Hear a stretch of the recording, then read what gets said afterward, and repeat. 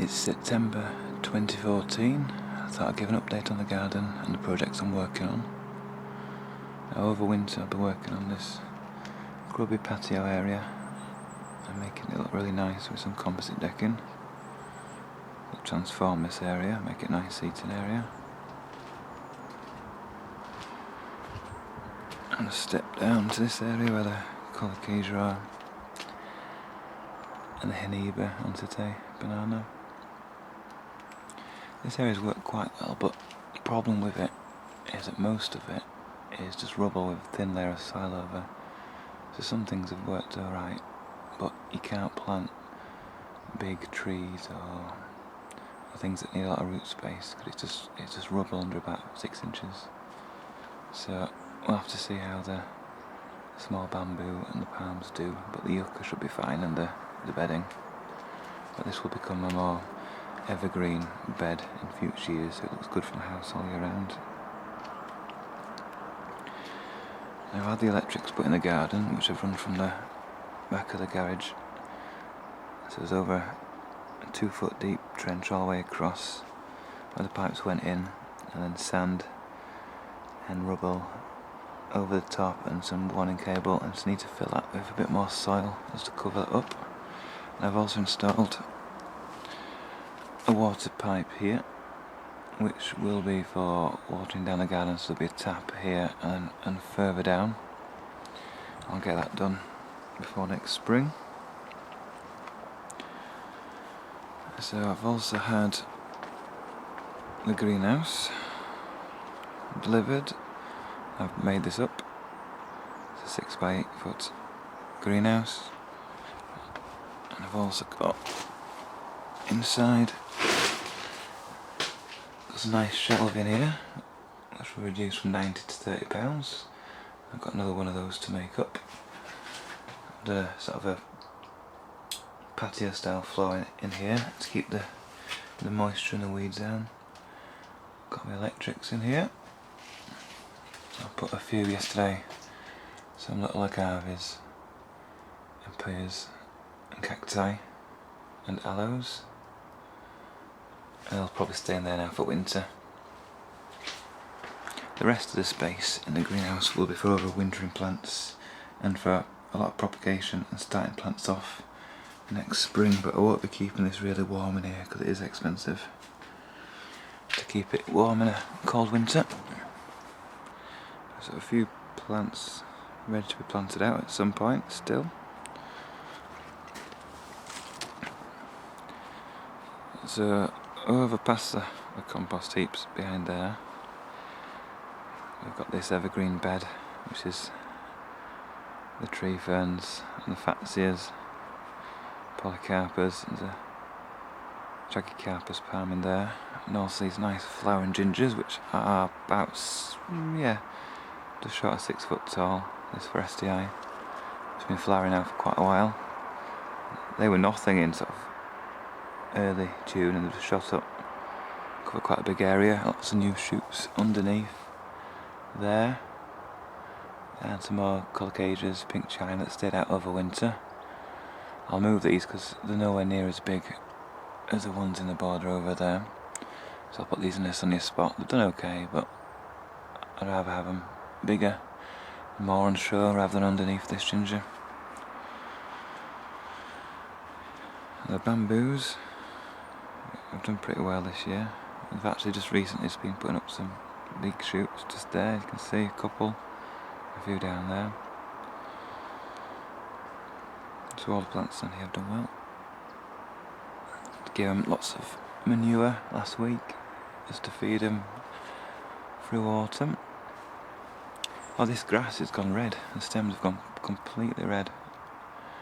This Sacropholius, it's fantastic colouring, and it's in pretty much part shade here to shade, so interesting to see that colour up. The ones planted out have not gone that colour, so might be stressed just being in this pot. It's a nice colour. Just going back a bit, I know sometimes I don't show the full garden, so this is a great big bit of lawn,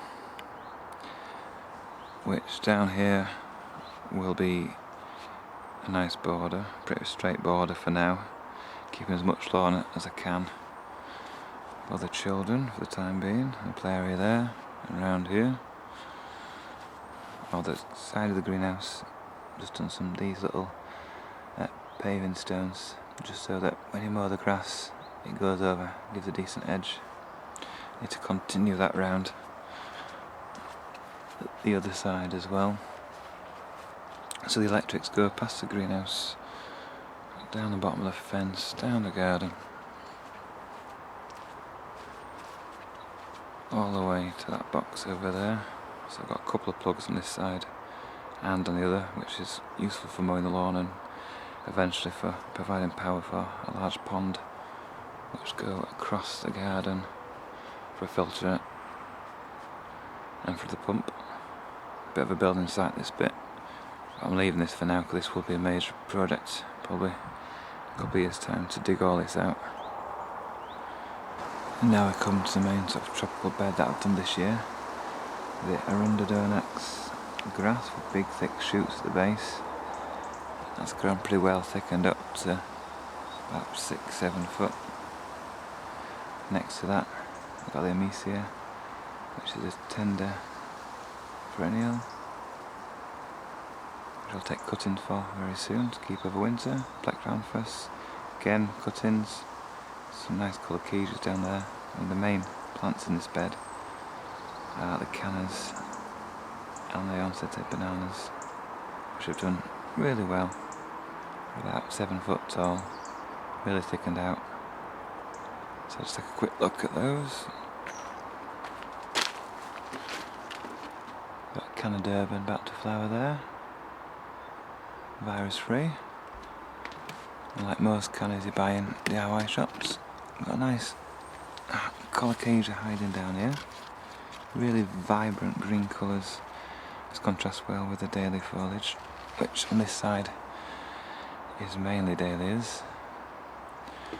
It's gone really far over the paths now, but I can just get through. Got loads of nice dahlias, lots of nice colour along here. Got the ricinus, and also this canna here, which flowers. That's about 9 foot. It's really high up. Got some self-sown sunflowers as well from the topsoil. So it adds a bit of light colour. So we'll just move out from there. So that bed there is about 15 foot across. It's done really well this year. And the bed next to it, that's where the big Jabea palm is, which has grown no leaves at all until about mid-July. And then from mid-July to early September it's put out 1, 2 leaves, and this third one will probably come out as well. So no growth for ages, and then all of a sudden it's started to grow. Astelias round here, and obviously the aeoniums, which stayed out all winter, which was a fluke I think. It was so mild winter that they survived and carried on. Princeps palms, showing their beautiful coloration on the leaves. They've grown a leaf or two, just establishing I think. So that's those 2 beds. A couple of bamboos I yet to plant out. And the rest of it is just waiting to be done, so it's just been weed control in these 4 beds and this big bed here. So that we planted up next year with arids in these beds and more tropical plants in here. Across from there you've got what looks like a sunflower plantation, but again none of those were sown seeds, they've just turned up in the topsoil from July onwards. But underneath there are bananas, nice booty palm, and the boggier bed to the left. You've got this nice Petasites, which is variegated with white and cream. And you've got some small gunneries which hopefully will establish next year, some gingers, and then some strawberry trees which I've just put in recently. And they'll grow up and cover the back of this fence. You don't see that in a couple of years' time. So back to this bed of our sunflowers. We've still got more bananas and cannas in here. I'll probably leave some of the cannas in. And in the centre we've got these lovely tall grasses, which were showing the red coloration of the one in the pot, the Sacropholish, Miscanthus sacrophilus. They've grown up to about 6-7 foot, and hopefully they'll do up to 12 foot next year, which will provide a bit of shade on this side. Got the T-Rex there, establishing itself, quite a young plant, and also this Dicksonia sclerosa here, which I'll leave planted out and give it a cover. And then these brilliant Princeps hybrids, which have absolutely taken off since I put them in the ground. Still got some nice coloration, but nice big strong leaves, and there's several of them in this bed. That's probably the best one, which is in the more shady location. But there's some dotted about, which when they get bigger will dominate this bed, and there'll be less summer bedding with the cannas, etc. This will be more of a hardy structural bed. And this will be a bamboo bed, once I've done it. There's some bamboos here, nice new fence behind as well. So we've got the big bamboos down here. So we've got the Giscaya gigantea here, which has grown well. We've got the Phallostachys Shanghai 3, and we've got the Giscaya Kalui here.